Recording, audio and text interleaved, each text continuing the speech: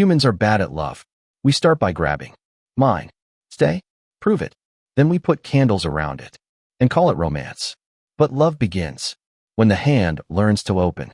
Not because we are evil, because an old brain had simple math. Alone was dangerous. A quiet cave was not cozy. If the warm body leaves, the night gets colder. If the tribe rejects you, your nervous system starts packing a funeral. So the brain built a grab reflex. Very subtle, like a bear trap with eyebrows. Hold the food.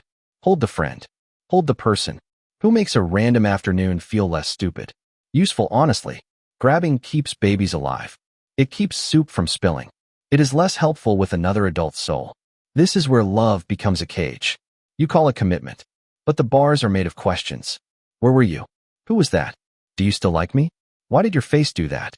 The cage feels safe. From inside your panic. It feels smaller. From inside theirs.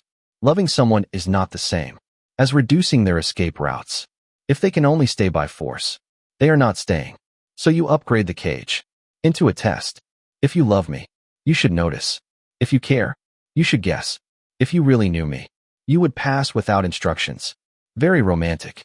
Also, a tiny emotional escape room. The problem with tests is they make people study fear. Not love. Fear. They learn the trapdoor, the wrong answer, the exact angle of your silence. And both of you forget. There was supposed to be a person here.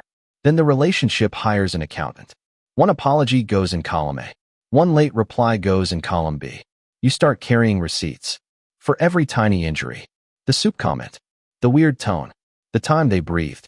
Like they were guilty of breathing. A ledger feels fair. It is also a terrible bed. Love needs memory. It does not need a cash register. Then comes the repair phase, which sounds healthy, until you try to fix them. Like a bent spoon. Advice hammer. Personality wrench. Childhood microscope. 3-hour podcast voice. You call it helping. They call it being slowly turned into furniture. There is another trap. Performing love. You say the correct line. You do the correct face. You become a good partner. In the way a mannequin is good at standing. But love is not a performance review. No one wants to date a clipboard. So what is love then? Annoyingly, it is smaller, less cinematic, more inconvenient. It is attention, without a leash. A question, without a hidden quiz. A boundary, without a punishment. A repair, without a courtroom. A hand that can hold fire, without squeezing it into smoke. Sometimes love says, I am scared. Not, you are guilty. Sometimes it says, I want you close. Not, you are my property.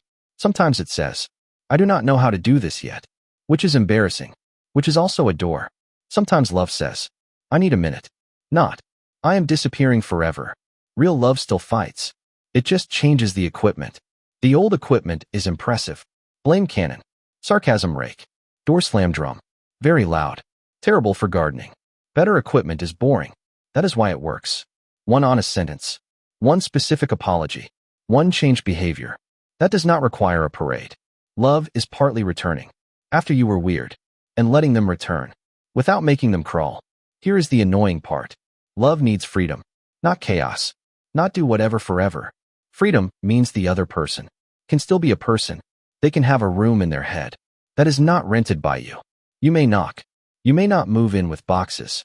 Control says, I love you so much I erased you. Love says, I can see you and still stay. Then love meets the most difficult creature. A different person. Not a worse version of you.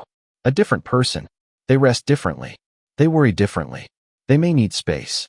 Right when you want proof. This is where scared love says, be me, but over there. Better love says, teach me your weather. Not so I can control it. So I stop calling every cloud a betrayal. Love also has to receive, which is root of it. Being loved means someone sees the weird storage closet in your personality. So you may turn kindness into debt or compliments into a suspicious package. But part of love is letting good things land without immediately hiring security. Most love is not a speech. It is noticing the cup is empty. It is remembering the door sticks. It is saving the last good berry. It is saying the boring truth before the dramatic lie gets costumes. It is choosing the small repair while the big speech is still rehearsing. It is not one heroic rescue. It is 1,000 tiny returns, which is annoying because tiny things do not look good on posters. The trick is not to love perfectly. That is statue behavior. The trick is to notice.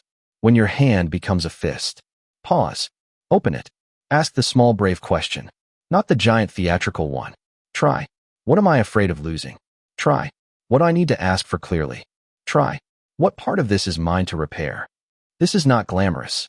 It is mostly small doors, tiny returns, tiny repairs, tiny moments where you do not make fear the mayor of your body. A human is not a cage pet, not a puzzle box, not a home improvement project, not a courtroom with skin. A human is a small fire that chose to sit near yours. Your job is not to own it. Your job is to keep showing up with open hands, with fewer weird tests. Love is not the cage. Love is the open hand that still chooses to stay.